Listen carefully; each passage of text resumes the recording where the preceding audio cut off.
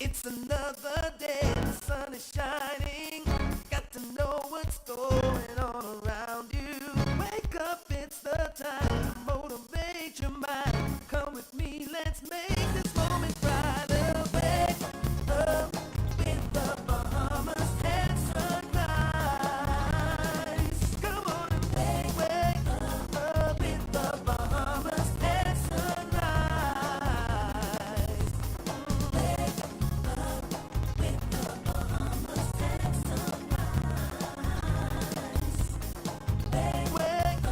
up with the Bahamas and sunrise. Hey.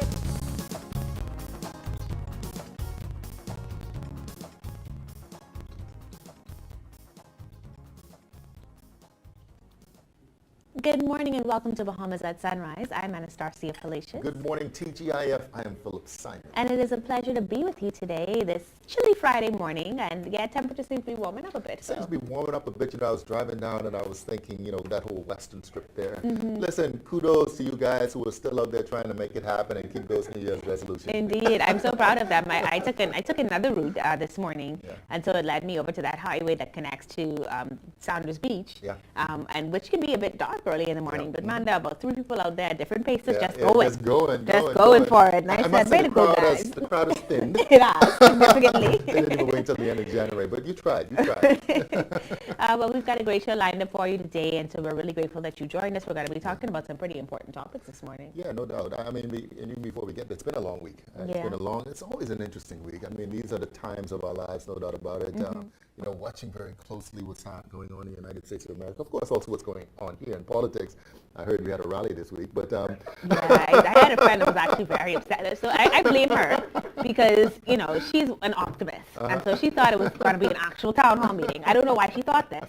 But she was very upset that she went, and she's like, but this isn't a town hall meeting.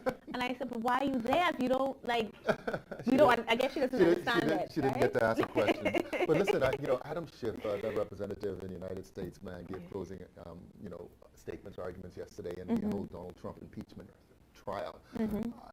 I must say the Democrats really came prepared. It's going to be interesting to see how the Republicans respond. But quite interesting, not going to speculate one way or another. Yeah, I mean, I have my own speculations, and I think it's important to see the democratic process in any country carried out to the full extent. As to whether or not it will mean anything in the long run, given the history of these impeachment processes in the United States, unless your Senate is backed by the people that support the Congress, it's just probably not going to happen, quite frankly.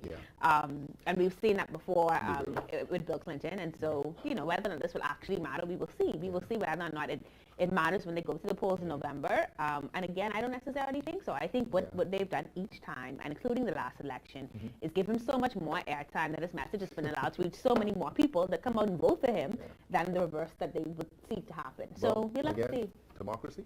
Democracy. Listen, I was sitting down at lunch yesterday, and it's an interesting conversation going back and forth about Prince Harry and Meghan, and it was kind of the opposite of what you've been seeing in social media. It wasn't quite support per se for the new princess, and the fact that, well, listen, man, you married into a royal family. You married a prince, so the expectations were there. It wasn't as if you didn't know what you were getting into. And once you got into it, why try to change that? So I think it's one of the things that I think that we should do. And so this is a great time for me to educate both Phil and all of you about the bias we have against women. Okay. And what we do intentionally, and it was the start of a joke. Not saying I agree with them. I'm just saying, when it started, this idea that, this black woman gone into this man's house and say, you got to leave your Grammy house and go get a real job, right? And it was a funny statement because we do that. We tend to characterize black women as very abrasive, very aggressive, always pushing for something. And I think what that has done has made it seem as if this was all Meghan's idea, as if Meghan had been the one to say to Harry, we have to leave now, right? But in reality, I think people really need to take a look back at Harry's track record and the way that he's always responded to the media. Since he was 12 years old, he's never been interested in being at the forefront of this. Remember that one of them was raised to be a future king and one was not. He's the second child. He's never been raised with the same sort of expectation that his brother would have been. And he's fourth in line. Anyway. He has been the one to get in trouble for parties in Vegas, for wearing Nazi suits. This child had a very radical culture in his early 20s where he was doing a lot of things that made people question, what is this guy into? And then we saw him kind of settle settle down, get involved with some charity work, and begin to take on his titles. But he even gave an interview 6 months ago talking about the fact that he really did not disliked the press. He will always blame him for taking his mother away from him at a young age, and talking about his mental health related to her sudden death. And so for us to say now that this woman has come in and made Harry leave, I think it's unfair to Harry being a man. And for Harry saying, accepted. Well, she was never accepted, but and the fact that she was not accepted by the press and bullied by the press, and he now has a son in the picture who is being bullied by the press, I think it's up to him to say, you know what? Y'all took my mother away at a young age. You won't take me, or you won't take my wife away from my son. You won't take my son because you're dangerous and you don't know how to behave. I would therefore like the opportunity to raise my family in a way that works for me. You know, and so I think it's so it's a love story. It's a love story, yes, but more than that, it's a man standing up for what he believes in and what a man should do, which is to protect his family. All right, I got you. I got you. It's not all the black women's fault, y'all. It's not all the black not always the black woman's fault. No, that's all they're trying to love our children. And that's it, right? No. Well, listen, you're right. Alas. Alas. Thank you so much for the education. I tell you, boy, star 101 all the way to 1,000, right? So listen, we've got another great show lined up for you today. We have Quinn McCarthy here, co-chair of the Marijuana Commission. He has brought with him some information. Because it's certainly done a report. To talk about the compiled submitted report to the Prime Minister, which is done this week. We also have Dr. Delon Brennan, who will give us an update on the coronavirus. I mean, we've been seeing that outbreak in China, approximately 4,000 plus persons who would have been affected, 17 plus deaths. They actually shut down 3 cities now. So yesterday it was 1 city. Now it's extended to 3 cities. And it's interesting because this is a time in China as they get prepared for their Lunar Festival, which is their Chinese New Year, when everybody travels home from the various provinces they may work in. And so for this to actually be shut down is a very serious thing. And they've even built a hospital specifically for handling this virus. So it's going to be great conversations. We'll talk about how it can impact us here in the Bahamas. Of course, it is peak tourism season. Exactly. And so it is something we should be concerned about. And in addition to that, on a lighter note, we've got Ring Play Productions here, level with my good friend Deonis with us. I'm sure we're going to have an entertaining morning, just learning about that new play that's out and how you can go on and see it. And then we'll also speak with the Zonta Club of Nassau about some of the work that they've been doing post-hurricane. Indeed. And we've got Exuma Christian Academy, a beautiful story that you guys are going to love. And so we're looking forward to bringing all of that to you. But before we do that, we're going to find out from Godfrey Burnside what the weather has in store for us this week. Good morning, Godfrey. Good morning, G.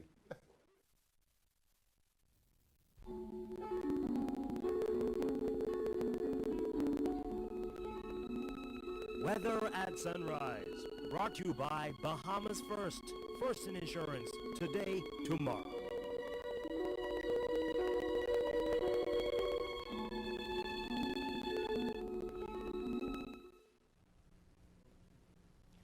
Thank you, Star. Good morning, Bahamas. And your first look at weather at sunrise, that deep area of low pressure that affected us over the last couple of days. Those strong winds has now moved well east of the islands, but it still has an effect on our marine.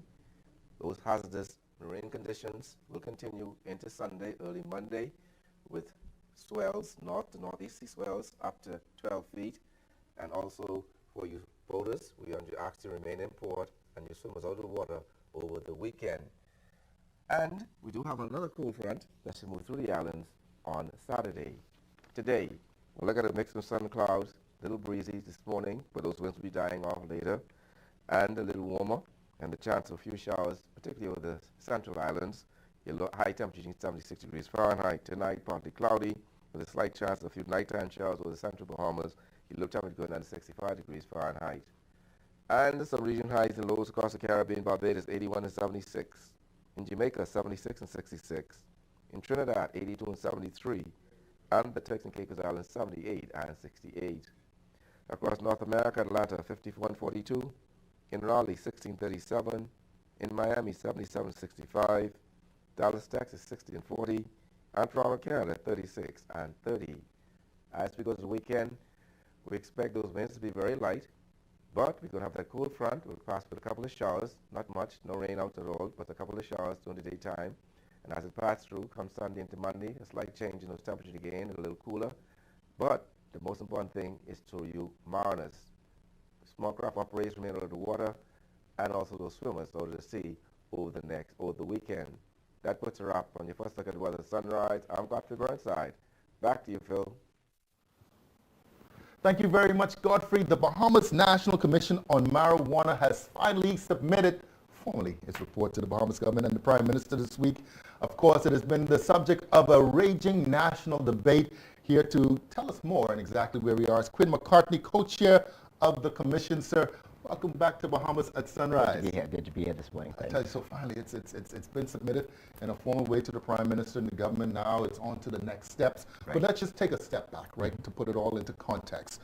What exactly was the job of the commission? Okay, well, first of all, let me say how pleased I am to be there this morning. But the job of the commission was to codify the views of the Bahamian public. So the intent was for us to go out and engage the public, get as many, interact with as many people as possible, hear what they had to say, because we wanted to find out what the country's level was on our opinions were on this very, very, very important topic.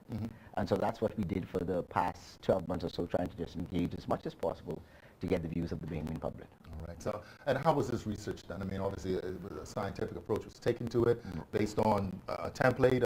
Right. So we had an idea of what we wanted to do. We wanted to have as much interaction as possible with as many Bahamians as possible. So we traveled to a few family islands.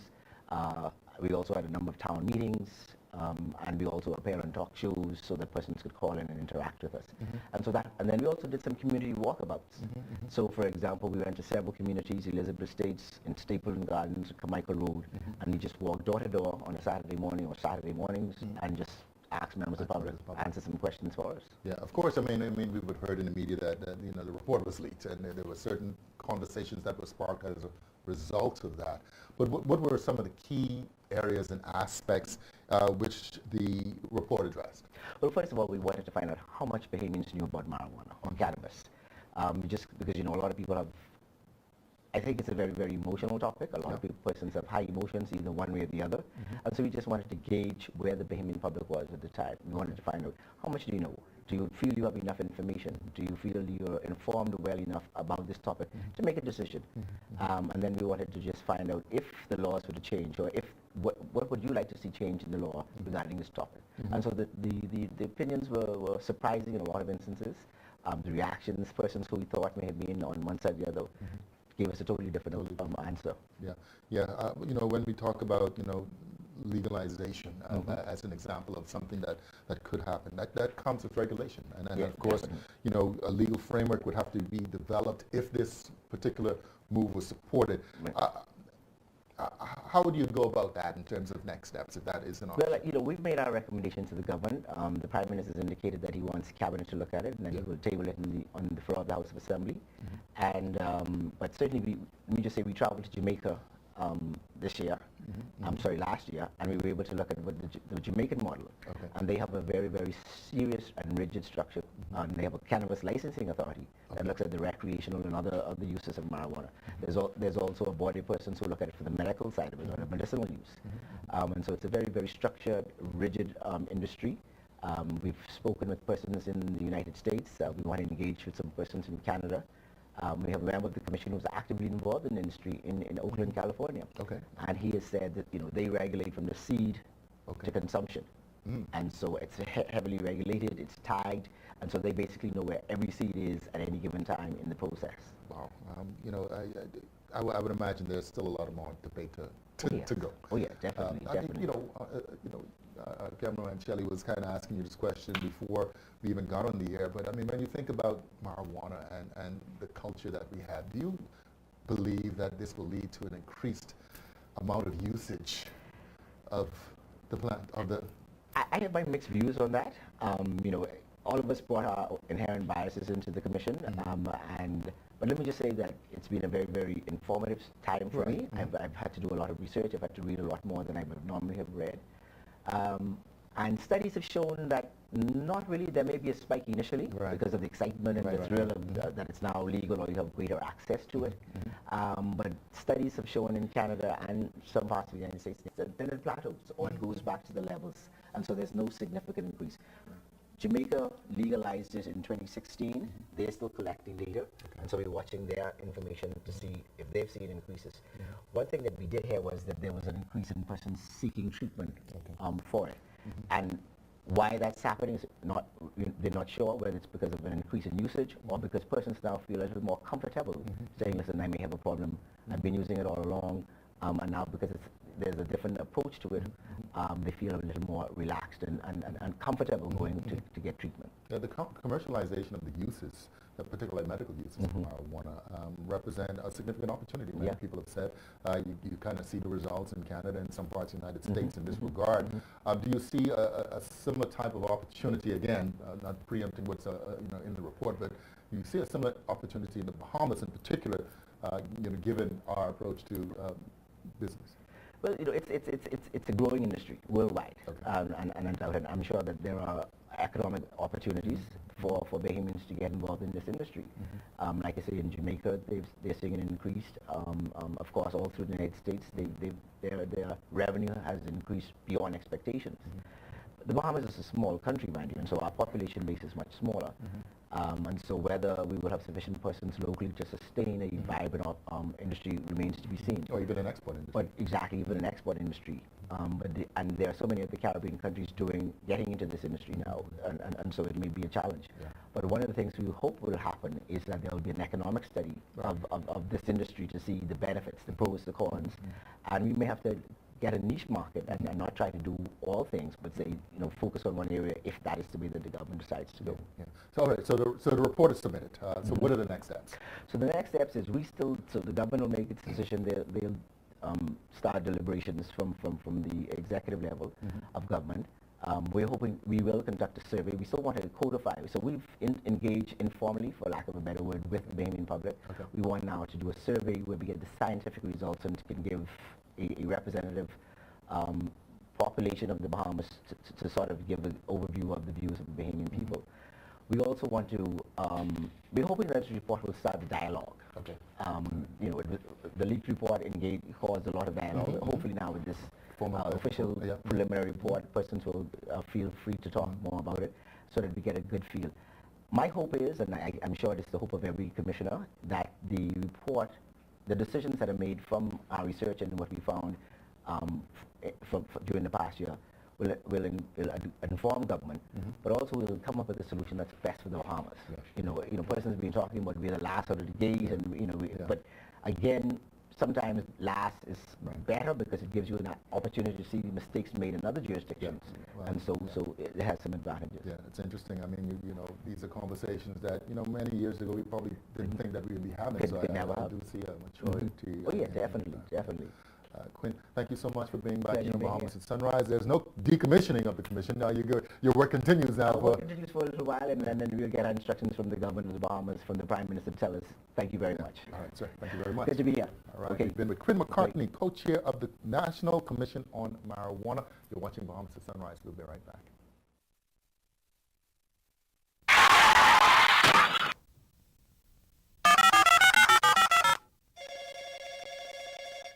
Good afternoon. First response. How can I help you? I've been in an accident on West Bay Street. Can you send someone to help?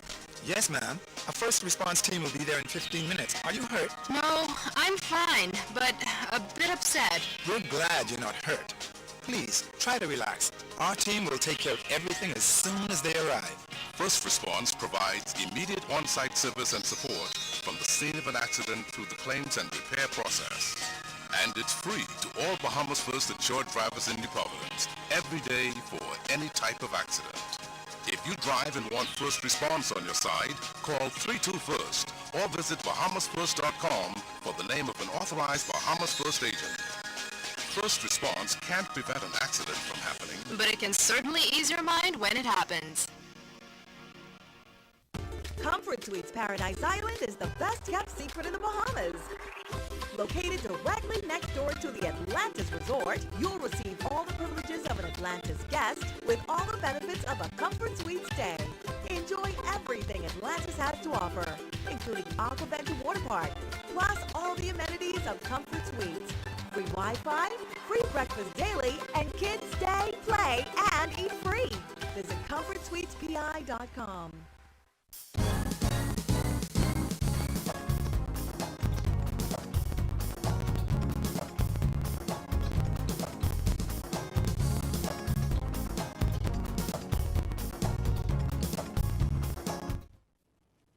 Welcome back to Bahamas at Sunrise. The 2020 Ring Play Repertory season is scheduled to open tonight the Pulitzer Prize-winning play Doubt, a Parable.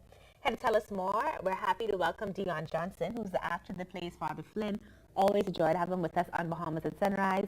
Good morning, Dion, and welcome. Good morning, Star. How you feeling? I'm tired, but here I sit, fully engaged with you. I'm just so proud of your acting repertoire and the skills that you bring to the stage. So I know that if you're on it, it's a play that I want to see. Yes, it's a very quality production. Okay. A very quality drama that we've now developed on the stage, the Philip Burrows stage, the other stage, which is the Black Box now. Okay.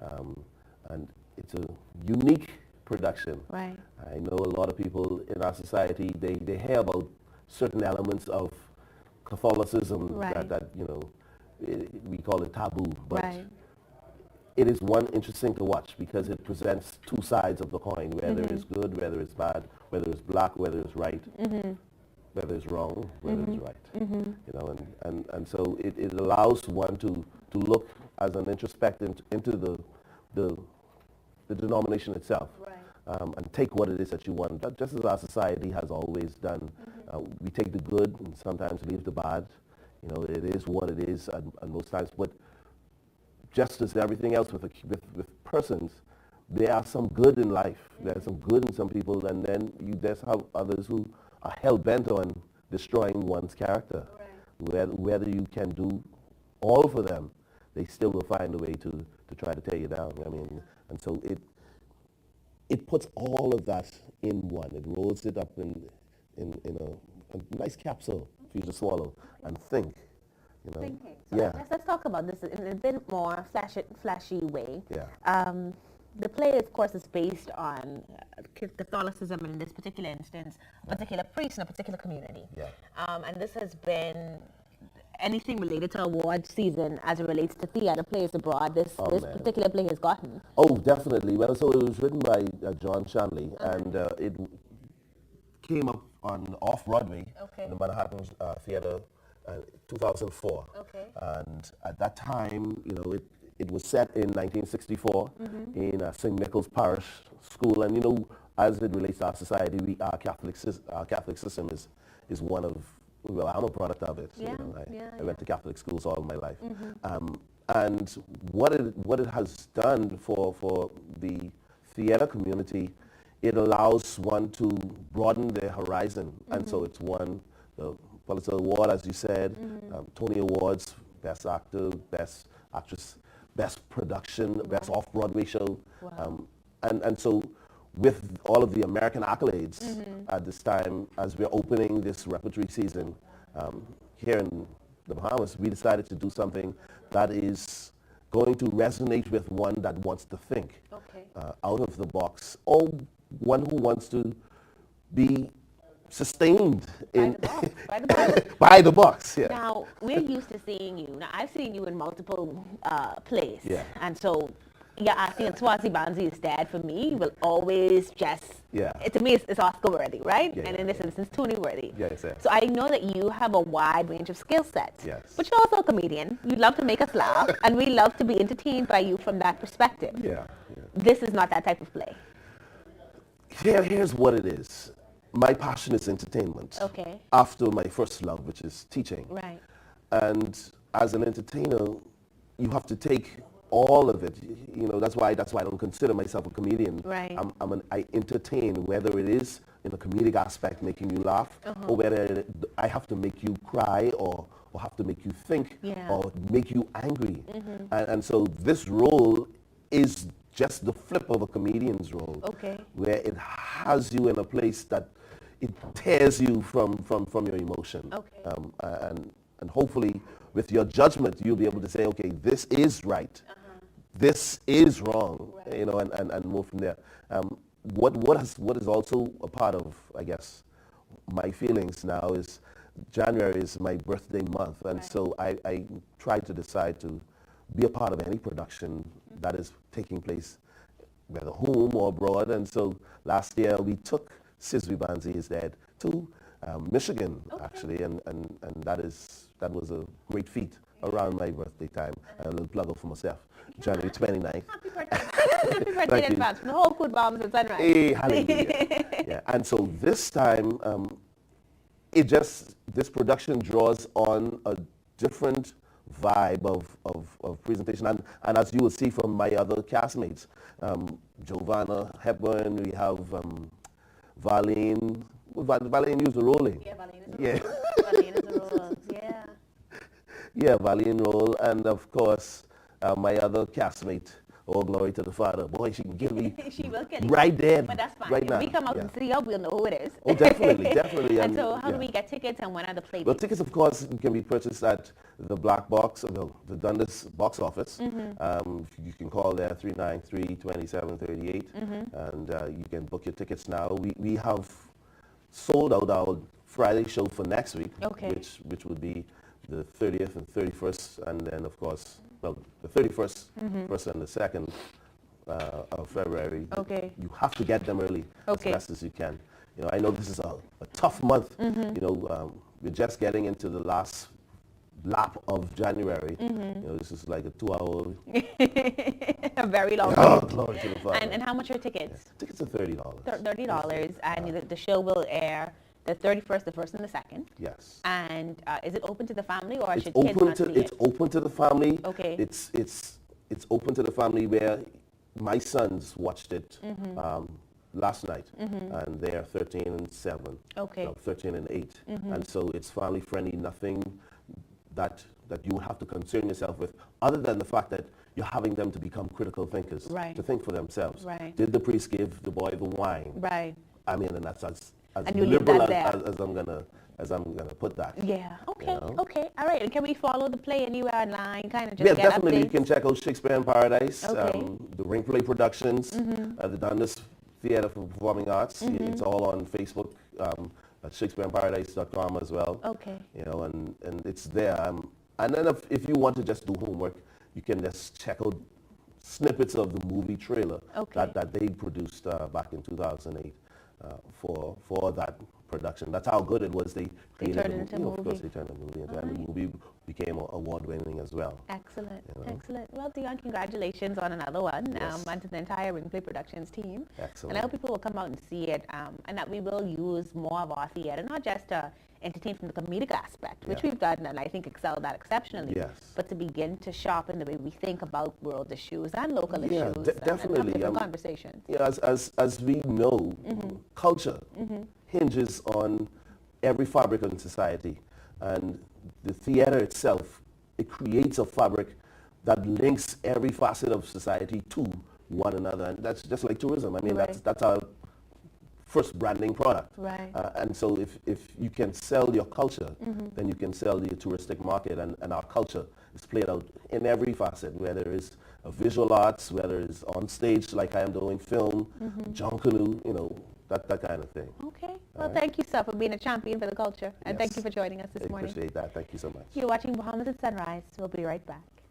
Business in the Box is your solution for business from Cable Bahamas. It's an internet, voice, mobile, and advertising solution all in one place. Get reliable internet, free domestic call, and a live corporate package, and free TV ad placement, all starting with packages as low as $164 a month. You can save over $3,000 a year. Just call 601-8911. That's 601-8911. And ask for Business in a Box from Cable Bahamas Business Solutions. Terms and conditions.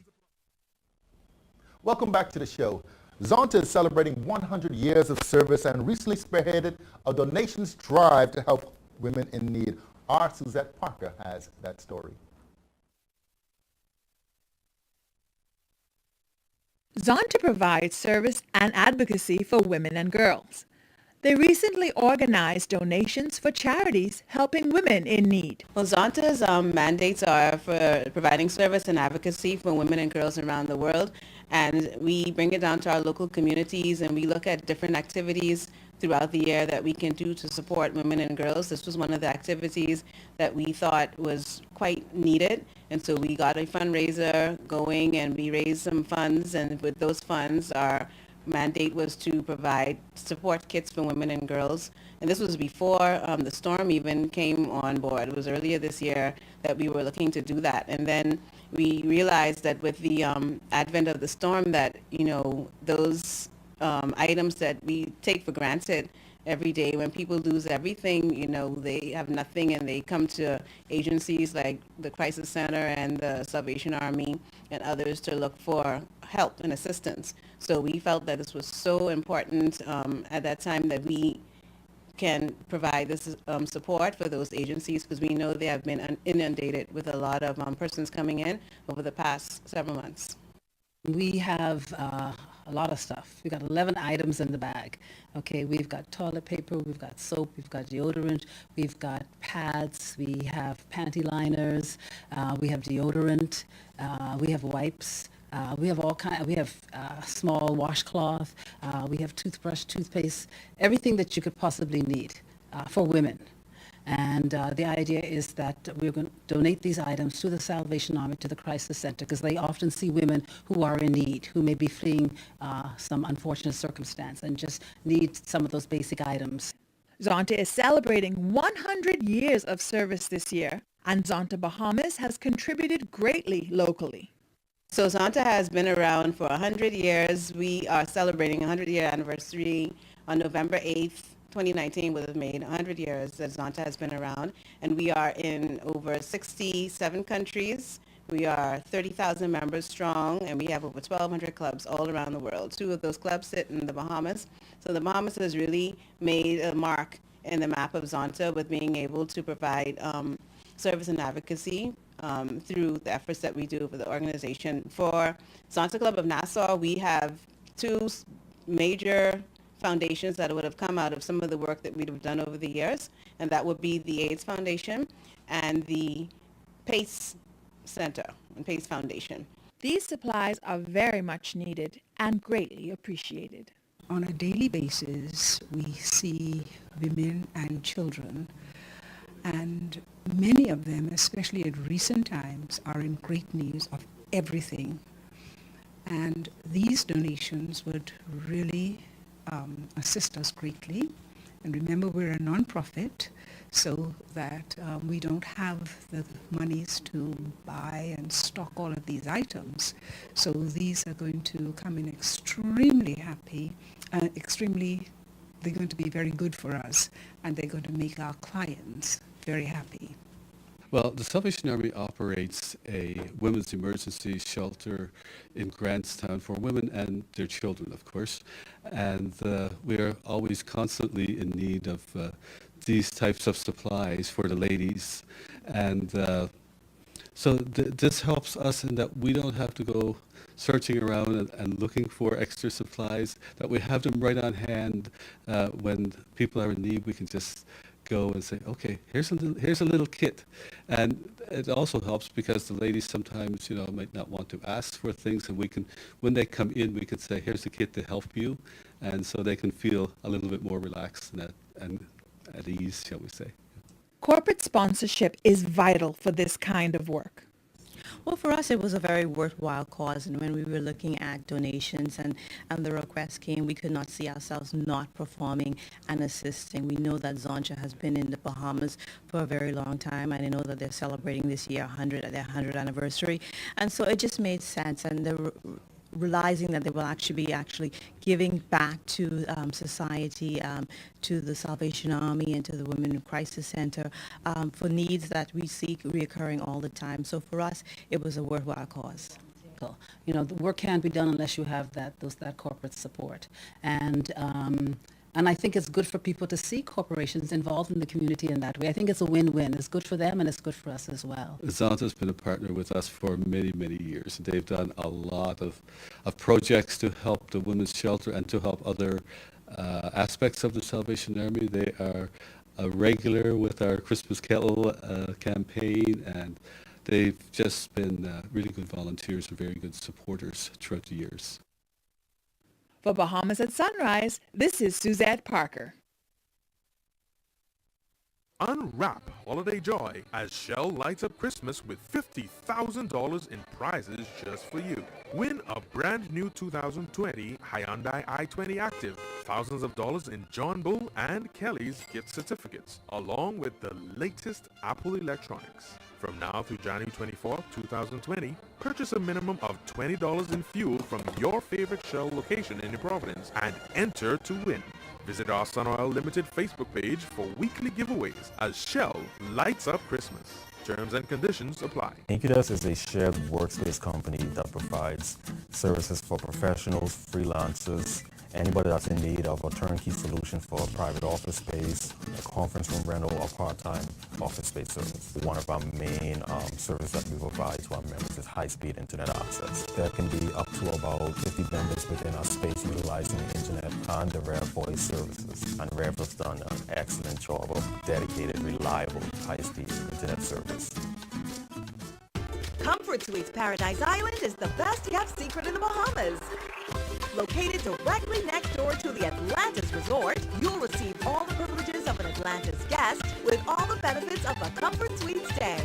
Enjoy everything Atlantis has to offer, including Aquaventure Water Park, plus all the amenities of Comfort Suites. Free Wi-Fi, free breakfast daily, and kids stay, play, and eat free. Visit ComfortSuitesPI.com.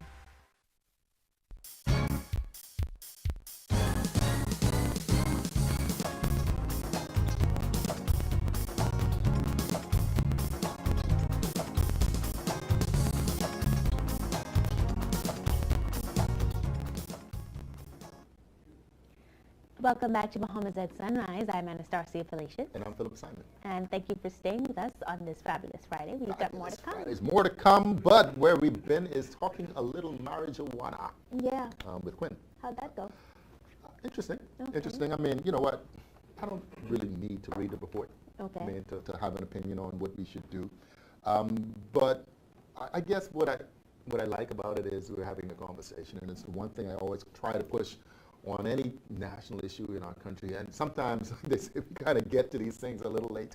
But we're getting there now, and when we're having conversations, sometimes the conversation needs to be a little more mature. But yeah, it's good to talk. It's good to talk. So I mean, I'm happy that we're having the national conversation on it, but I am one of those things. It's so late. Like as a young person, and I remember when I would sometimes host Carlton's show when it was on Guardian Radio. We've been having this conversation as young people for the last 5 years. None of us smoke, but it's just like this is an economic boost to our country if we can maximize it in the right way. We're in the Caribbean. This is a tourism product. And then not only that, but how do we take this and turn this into a pharmaceutical industry that is beneficial to us in bigger ways? And so like this conversation now to me is just so basic. It's like this is why are we always behind the 8 ball? Why do we have to take 10 years to do something that should have been done 10 years ago? Why could we never be at the forefront of making a change? And now that it's finally here, the stuff we're debating on it is still, again, so basic. Oh, you should have an ounce. Oh, you can't take it unless you're 21, even though you may be 6 and you're 7. Like, it's a basic conversation. But still, for me, the answer is, okay, great, we're going to do this marijuana thing. How are we ensuring that the Bahamians have investment in the market and our major players? How are we ensuring that the legislation is one that, you know? That's the ongoing conversation. That may be the ongoing conversation at a certain level, Phil, but that level needs to trickle down so that the economic benefit of this thing happens for all of us. Anyway, it's Friday. Y'all have me doing too much stuff today. I don't. You know, it started off the whole, Prince Harry thing early this morning. But listen, better late than never. And you know what? Yeah. We're doing it. Just like we're doing it here in Bahamas at Sunrise, just for you. We've got more to come. Coronavirus, Dr. DeLon is here. Yeah, he is here. We're going to be talking with him, and then we'll also speak with the Exuma Christian Academy. Yeah. And of course, the Zontas, who celebrated 100 years, and the work that they've been doing in that celebration. We'll look at that as well. And you got your live weekend calendar, so a lot more still to come here on Bahamas at Sunrise. And with all of that, we're going to take a second look at weather with Godfrey Psychedelic! Burnside, who's looking extra handsome today in that special shirt. Right? I think he just looks so cool. So here is Godfrey Burnside, our second time around.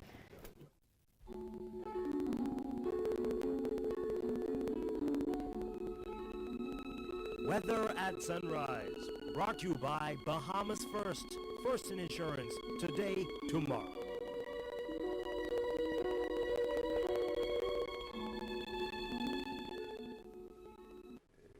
Thank you, sir. Good morning, Bahamas. And your second look at weather at Sunrise.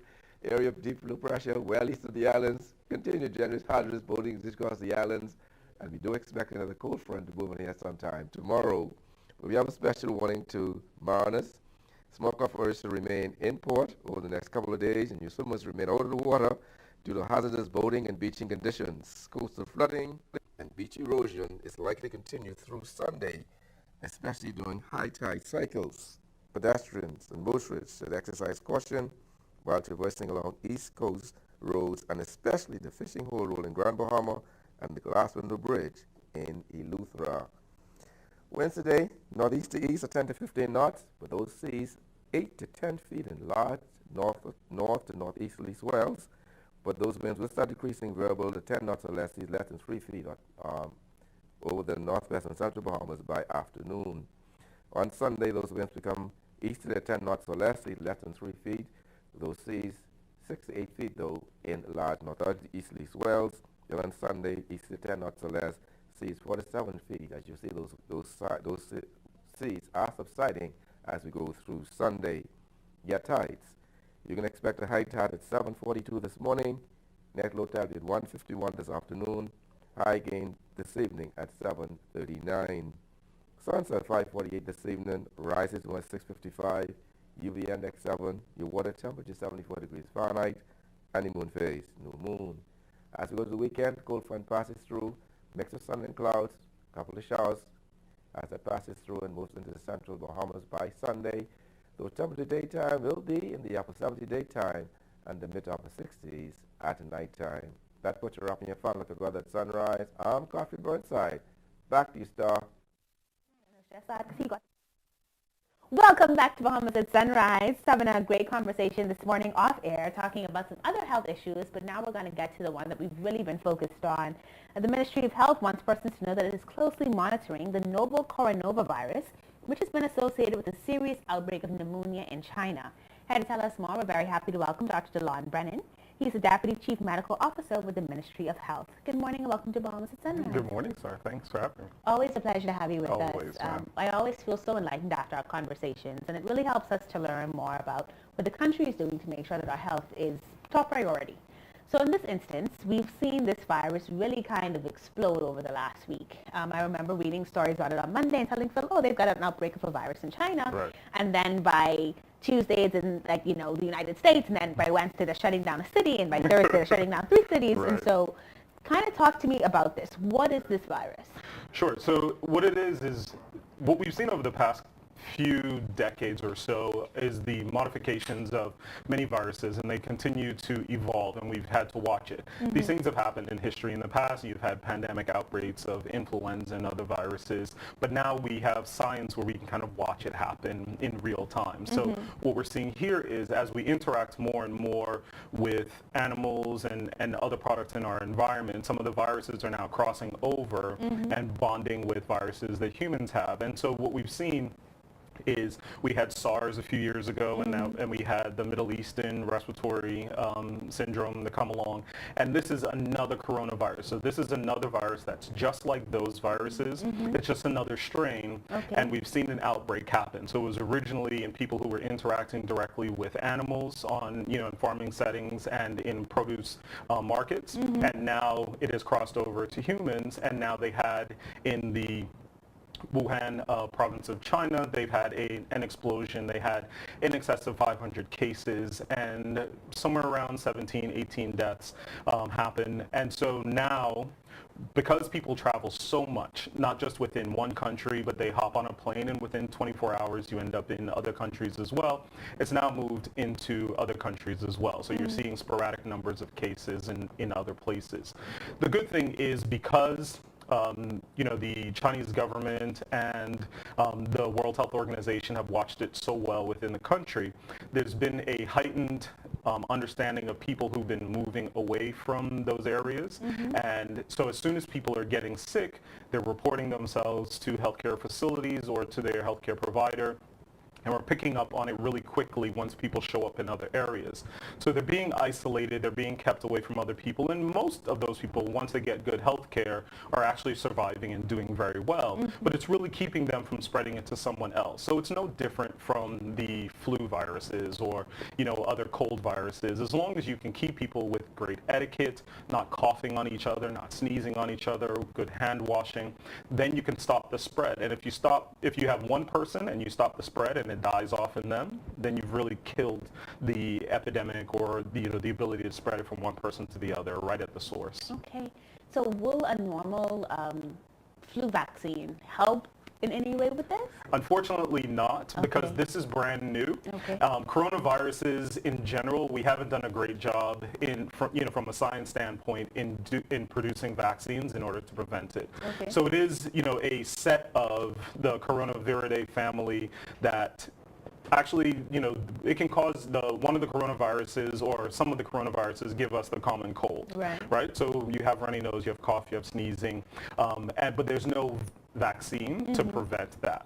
Influenza was a little bit different in that scientifically we've been able to produce vaccines to help prevent people from getting influenza, but that same thing hasn't happened for the coronaviruses. So how would one differentiate whether or not, because the weather has been cold here recently, which is just a normal time for cold and flu season. So how would one differentiate whether or not they should be more concerned than they normally are about a traditional cold or flu? I think one of the things that is just like you're saying, the traditional or the normal flu, you have runny nose, you have cough, and you have maybe a little bit of stuffiness and headache to go along with it, but you can usually go about your normal day without any changes, just hopefully avoiding sneezing, coughing on other people and the like. It's really when you start to have those symptoms where you're dragging, you have the muscle aches, you have the high fevers, you're vomiting, you really have to lay around in bed. Those are the times where this is more than just a run-of-the-mill, I or my child or my relative are running around with runny nose and cough, but we're able to go about our normal day. It's when those sort of symptoms come into play that you really need to give consideration to calling your healthcare provider and saying, could this be more, and should I be doing something different? How are we protecting our borders from this? I traveled to Singapore long before the virus started. This would have been last year around September. And even then, we went through one particular screening where they put a thermometer to our heads, and it was just a part of the routine system that they had for those coming into the country. It's already impacted Singapore, nevertheless. But how are we taking precautions to make sure that we are doing our part to kind of prevent the virus from coming into the country? So what the Ministry of Health is doing is we are partnering with our other, sister agencies, considering places like the Airport Authority, the Airport Development Company, Immigration, Customs, and we're really informing them what it is at our borders that we need to look for and consider. A lot of what happens is we know you have to have an epidemiological link to the country or to where the outbreak is happening. So if you consider what we were doing during the Ebola crisis is we were making sure that anyone who was traveling to or from that area we knew about. We were able to have a conversation with them, monitor them when they come into the country, and say, hey, do you have any symptoms? Have a conversation, and then provide them with information to say, well, you may not have symptoms right now, but if you have any symptoms, then this is what you should do. This is who you should contact. Try not to expose other people at the same time, and that's really how you're going to keep it contained. There's no travel or trade restrictions with either China as a whole or that particular area. The cities in China, especially that area, are restricting people from leaving more than anything. But what we are trying to do is just make sure, we partner with immigration. If they know that there's someone coming in, let us know. We're not saying they can't come in. Right now, what we're saying is let us at least have a chance to dialogue with them and make sure that they're healthy, and then let them know what they can do if they were to become ill. Okay. All right. Well, Dr. Brennan, thank you so much for joining us today. I think you've kind of given us a sense of ease. We know that you guys are taking a proactive step, so that's always helpful. And then making sure that we don't have to be nervous and running to the hospital all willy-nilly just because it's not yet been seen in the region in our particular instance, and certainly not here in the Bahamas. So thank you for joining us. No, thank you for having me. You're watching Bahamas at Sunrise. We'll be right back.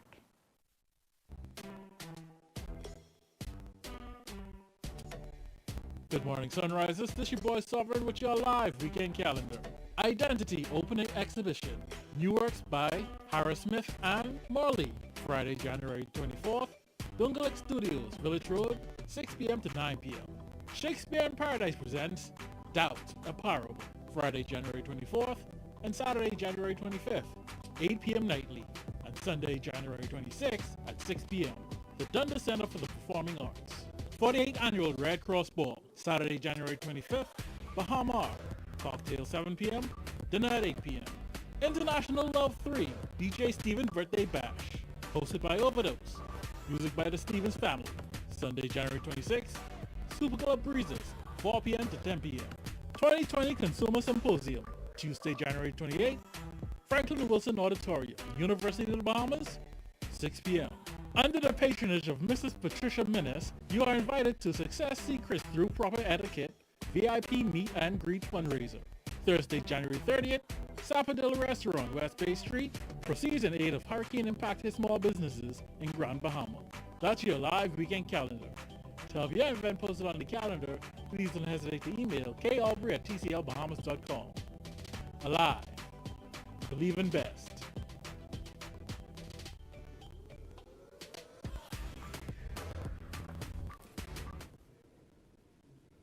Welcome back to the show. Bahamas at Sunrise was in Exuma recently and stopped by a thriving, innovative school where children are happy and excited to learn. Here's our Carrie Albury with that story. Exuma Christian Academy, located in Hoopers Bay, Georgetown, is a unique K-12 school offering a rigorous and exciting curriculum. We have a very unique curriculum. We offer a holistic approach to learning, and so our students actually, in addition to doing traditional subjects like mathematics, geography, history, language, literature, mathematics, all of these different things, we also offer debate and character development. And we're very excited about that because debate allows our students to develop argumentation and not just accept the status quo. So they start to find ways to research, to justify their opinions with sound reasoning and using good judgment. So that's very important to us. We also offer character development. We follow the 7 habits of highly effective teenagers and the 7 habits of happy kids, Sean Covey's program. So we talk about being proactive, sharpening the saw, thinking win-win, doing these things that make an entire child a better child. And we also talk about ways to resolve conflicts. We do a lot of drills, and so that's very important. So our curriculum is very unique, and we're very proud of that. We have a Toastmasters leadership program here at the school. The youth leadership program actually is a 6-week course, and we rotate it, where students gain a certification at the end of that time, and they develop public speaking skills. And so they learn how to speak impromptu, which is actually one of the things that is done in Toastmasters. They learn how to speak in front of a lectern, how to speak in front of an audience, how to use gestures, how to use the Queen's English. All of these things make our school unique. So our students will actually graduate with this certificate in Toastmasters as well. The athletics program keeps the students active. So we are developing our athletics program. We have a wonderful PE instructor who has a diverse background in basketball. We do not have a track, but we do have students who are athletically inclined, so we use the resources that we have. The students are immersed in running, they're doing baseball, basketball. Our basketball team is doing very well. The school is growing and has a diverse group of teachers. We have pre-kindergarten. Our youngest student is about 3 years old, and we go up to 11th grade. The reasoning for that is to phase in to the 12th grade. When we started just from kindergarten to grade 10. And so our 10th graders are now in 11th grade, and next year they will be the first graduating class. We have about 90 students enrolled, and this is quite remarkable, and we're very proud of that because when we started, we only had about 30 students. And so we have grown, and we expect to grow even more in the years to come.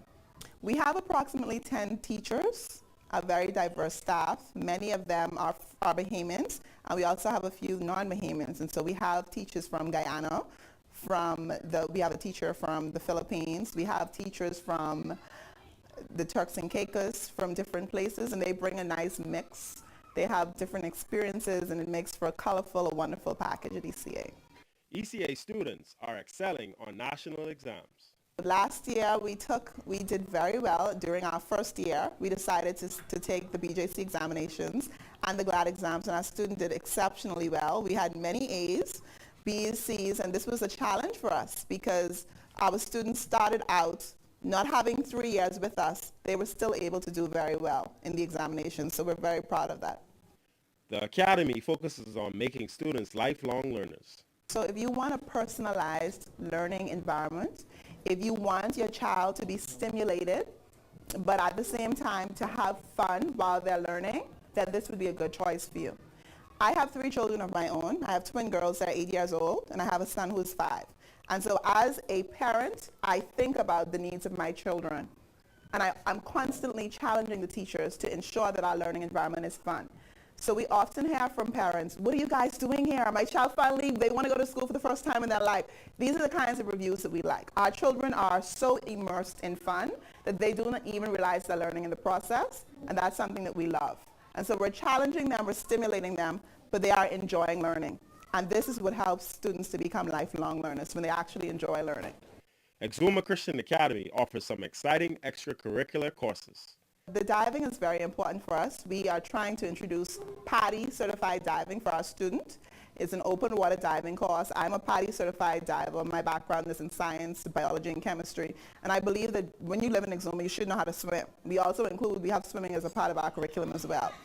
And so the students are going to be learning how to behave underwater, how to respect nature, and all of these things, and so on. We have driver's ed as a part of our extracurricular program, and we're very proud about that.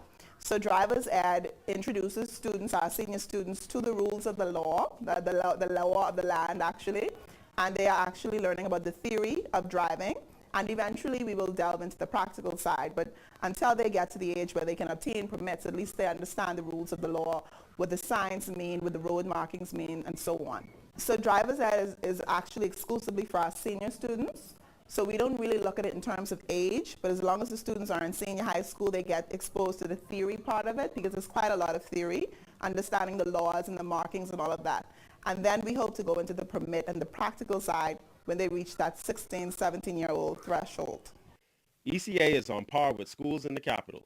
I would say that on the island of Exuma, Exuma is such a beautiful place. It's a wonderful place to live. And everyone that moves here, especially if you're moving as a family, you want to have a school that is on par with schools in New Providence and in other parts of the world. You don't want to make the compromise in your child's education just because you move to the family island. And that is what ECA considered when we started the school. We wanted to ensure that our students were competitive, that they had the same access to the kinds of programs that you find in the capital. And we also wanted to ensure that our students were happy.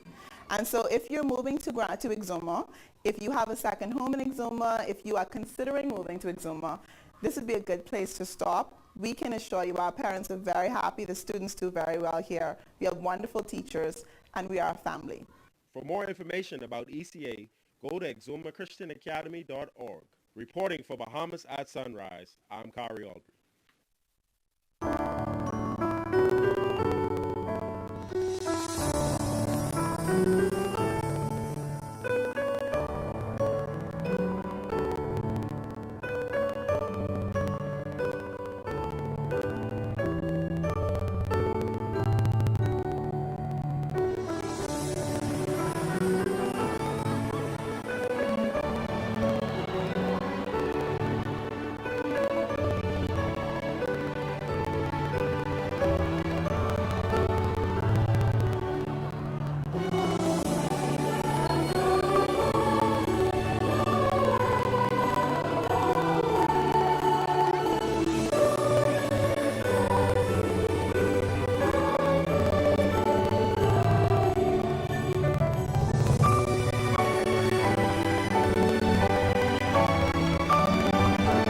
Alive. Believe in best. Unwrap holiday joy as Shell lights up Christmas with $50,000 in prizes just for you. Win a brand new 2020 Hyundai i20 Active, thousands of dollars in John Bull and Kelly's gift certificates, along with the latest Apple electronics. From now through January 24, 2020, purchase a minimum of $20 in fuel from your favorite Shell location in New Providence and enter to win. Visit our Sun Oil Limited Facebook page for weekly giveaways as Shell lights up Christmas. Terms and conditions apply.